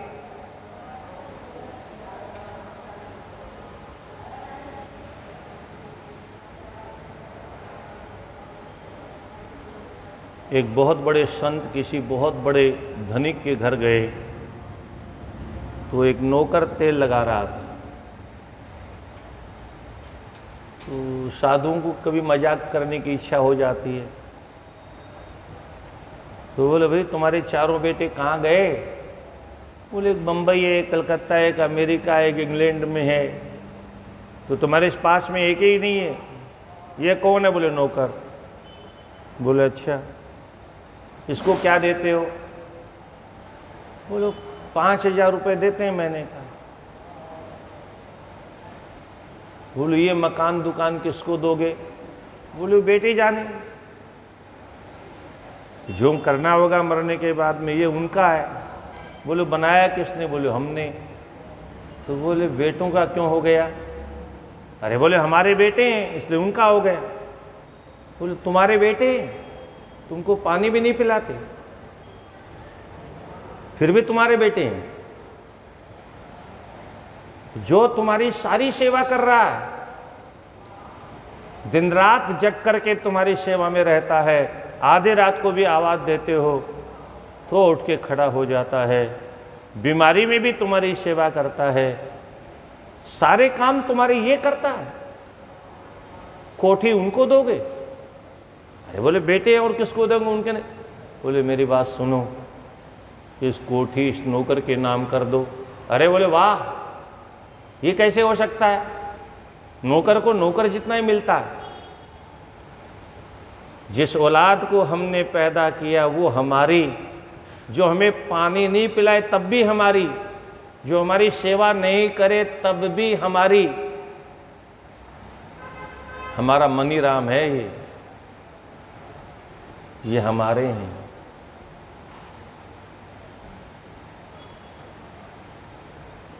बहुत बड़ा साहस चाहिए सत्य को पहचानने के लिए, सत्य के मार्ग पर चलने के लिए बहुत बड़ा ज्ञान चाहिए, बहुत बड़े सत्संग की आवश्यकता है। बिना सही सत्संग के हम सही काम जीवन में कभी नहीं कर सकते। हर काम गलत करते हैं। नौकर को हम कुछ नहीं दे सकते, नौकर ने अपना सारा जीवन लगा दिया। ये मनुष्य का मनी राम है। और हमारे जीवन में जितनी समस्याएं हैं ना, उनके पीछे कौन कारण है? हमारा मनी राम। घर में जितने झगड़े हैं, अड़ोस पड़ोस में जितने झगड़े हैं, कोर्ट में जितने मुकदमे हैं, सारे झगड़े की जड़ यह मनी राम है। इस मन से हम सबसे ज्यादा परेशान हैं।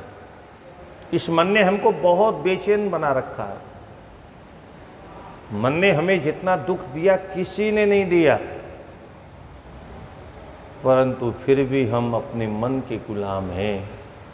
लोग कहते हैं हम तो अपने मन के गुलाम हैं, और इतना कहने में लोगों को बड़ा गर्व होता है?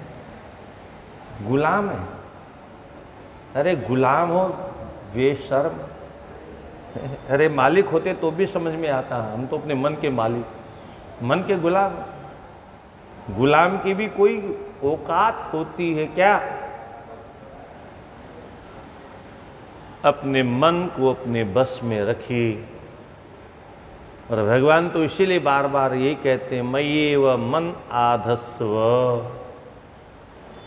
ये अर्जुन अपना मन, अर्जुन को नहीं कह रहे हैं, अर्जुन तो बहाना है, अर्जुन तो निमित्त मात्रम भव सव्यसाचिन, केवल निमित्त मात्र है। अर्जुन तो केवल बहाना है। अच्छा, अर्जुन को कोई मोह भी नहीं हुआ ना? अर्जुन को क्यों मोह होने लगा? अर्जुन तो नर नारायण है। ये तो मोह करने का हमारे यहाँ लोग नाटक करते हैं। कोई नाटक नहीं करेंगे तो फिर माल कैसे निकलेगा? तो अभिनय करना पड़ता। इसलिए बहुत प्यारा श्लोक है, सर्वोपनिषदो गावः दुग्धा गोपाल नंदनः पार्थो वत्सः सुधीर भोक्ता दुग्धम गीता अमृतम महत्। ये गीता रूपी अमृत को दोहने के लिए नाटक किया, और वो नाटक करके गीता रूपी अमृत हमें प्रदान किया। पर हमारा दुर्भाग्य है, देखने में बहुत छोटा ग्रंथ है, पर विश्व में जितना अधिक गीता को महत्व दिया जाता है, विदेशों में भी। हमारे जेब में गीता नहीं मिलेगी, और लोग कहते हैं ओबामा अपनी जेब में गीता रखते हैं। हमारे प्रधानमंत्री जाते हैं तो विदेश में गीता भेंट करके आते हैं। इन ग्रंथों का क्या महत्व! साक्षात भगवान के मुख से निकली हुई वाणी। या स्वयं पद्मनाभस्य मुख पद्माद विनिश्चिता। नाभि से ब्रह्मा जी का प्राकट्य हुआ, पर गीता का प्राकट्य नाभि से नहीं हुआ, भगवान के मुख कमल से गीता का प्राकट्य हुआ। ये भगवान का उपदेश है। और ये सारे ग्रंथ, ये शिव पुराण भोले बाबा के मुख से निकला हुआ उपदेश है।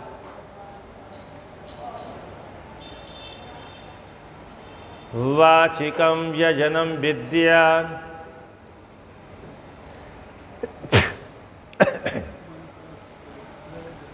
मंत्रस्तोत्र जपादिकम तीर्थयात्रा व्रताद्यम ही कायिकम यजनम विदुः। शरीर से हम क्या क्या सेवा कर सकते हैं? शरीर से कौन सा यज्ञ कर सकते हैं? वाणी के द्वारा मीठा व्यवहार एक बहुत बड़ा यज्ञ है। वाचिकम यजनम, विद्यान मंत्र, मधुर मंत्रों का उच्चारण, स्तोत्रों का जप, स्तोत्रों का पाठ, स्तोत्रों के द्वारा भगवान की स्तुति। पैसा तो नहीं खर्च कर सकते, रुद्राभिषेक नहीं करा सकते, कोई बात नहीं, हम स्तोत्र तो बोल सकते हैं, पर बिना संस्कृत पढ़े ये स्तोत्र भी कैसे, बड़ी भारी समस्या है।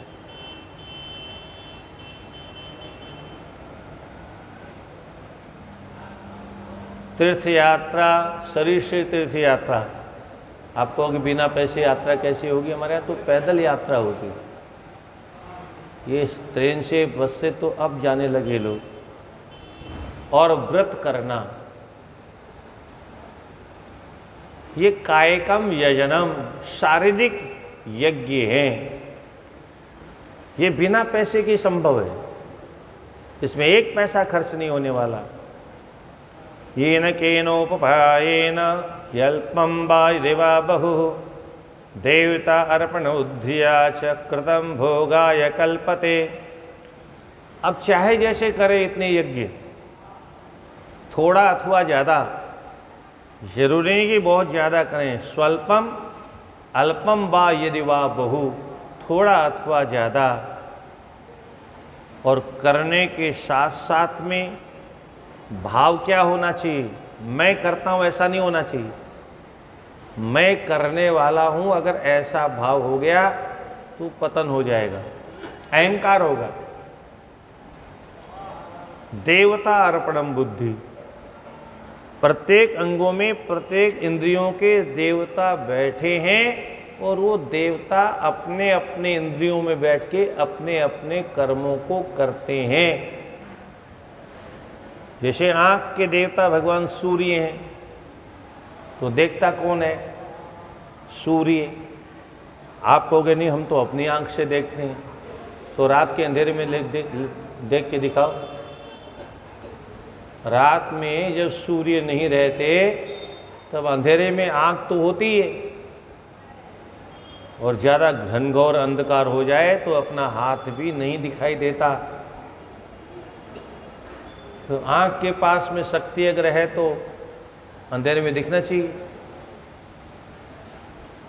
आँख नहीं देखती है, क्योंकि शास्त्रों को हम नहीं जानते, इसलिए हम आँख को सब कुछ समझते हैं। हम सब देखते हैं। लोग कहते हैं कुछ नहीं देखते हो, ये तो देवता बैठा है, भगवान ने बैठा रखा है कृपा करके। हाथों के देवता इंद्र हैं, वो कर्म करते हैं हाथों में बैठ करके। ठीक इसी प्रकार से प्रत्येक इंद्रियों के अलग, ये सारे शास्त्रों में बार बार आप लोग सुनते रहते हैं, पर फिर भी मैं इससे बाहर निकलने का रास्ता आज तक वक्ता को भी नहीं मिला और श्रोता को भी नहीं मिला। तो देवता अर्पणम बुद्ध्या का मतलब ये है, क्योंकि देवता ही करते हैं प्रत्येक अंगों में बैठ के। चलने का काम भगवान विष्णु करते हैं पैरों में बैठ के। जो देवता करता है उसको अर्पण कर दो। तो अर्पण करने से क्या होगा? कर्म भले ही गलत हो गया हो, पर उसका फल अगर हमने कृष्णार्पणम कर दिया, रामार्पणम कर दिया, तो उस कर्म का फल भोगने का अवसर हमें नहीं। ईमानदारी की बात, बेईमानी से नहीं। आप कहोगे अर्पण करने में बेईमानी क्या है? तो बेईमानी ये है, अच्छा तो मैंने किया और गलत हो गया तो भगवान ने किया, ये बेईमानी। अच्छा काम हमने किया, गलत हो, अब तो हम कौन होते करने वाले भाई? तुमको पता नहीं? अरे बिना ऊपर वाले की इच्छा के तो पत्ता भी नहीं हिलता है। हमारा हाथ कैसे बंदूक तक पहुंचा, घोड़ा कैसे हाथ ने दबाया, बिना उसकी इच्छा के पत्ता भी नहीं हिलता है। तो हाथ भी उसने हिलाया, घोड़ा भी उसने दबाया, गोली भी उसने चलाई, हत्या भी उसने की, हमको फल नहीं मिलना चाहिए? तो ऐसा संभव है? इसको धूर्तता कहते हैं, बेईमानी कहते हैं। किया हमने और गलती हो गई तो बोले हमारा नहीं, तो ऊपर वाले का दोष है। तपश्चर्यां च दानं च कर्तव्यम उभयं सदा, प्रतिश्रयं प्रदातव्यम स्ववर्णम गुणशोभितम। अपने शरीर से तपस्या करे, शारीरिक सेवा का दान करे, और ये उभय लोक को प्रदान करने में पूर्ण समर्थ है। और इस प्रकार से देवानाम तृप्तये, देवताओं को प्रसन्न करने के लिए पूर्ण है। सर्वभोग प्रदम बुधे है, बुद्धिमानों को सभी प्रकार के भोग राग की प्राप्ति कराने वाले हैं। और ये है मूत्रोत्तमम जन्म, इस लोक में भी, और अमूत्र का मतलब होता उस लोक में भी, यह इस लोक में भी, और अमूत्रोत्तमम, दोनों लोकों में ये उत्तम कर्म है। जन्म भी हमारा सफल होगा, सदा भोग की सामग्रियां भी उपलब्ध होगी बुद्धिमानी को, बुद्धिमान व्यक्ति को, और ईश्वरार्पण बुद्धिया, केवल ईश्वर अर्पण बुद्धि से सारे कर्म करें। जो भी कर्म किया हर समय सुबह से शाम तक कर्म करने के बाद में ईश्वरार्पणमस्तु, रामार्पणम, नारायण अर्पणमस्तु, अपने को अर्पण कभी न करे कि मैंने किया, झगड़ा खत्म। ऐसा करने वाला कहाँ पहुँचता है? बोलो इस प्रकार से कृत्वा करने वाला मोक्ष फलम लभेत, भव सागर से मुक्त हो जाता है। इसके बाद में विद्वेश्वर संहिता का विश्राम होगा कल, और फिर सृष्टि का क्रम चलेगा, सृष्टि खंड की चर्चा होगी। हर हर महादेव शंभो काशी विश्वनाथ गंगे, हर हर महादेव शंभो काशी विश्वनाथ गंगे, हर हर महादेव शंभो काशी विश्वनाथ। नमः पार्वती पते हर हर महादेव।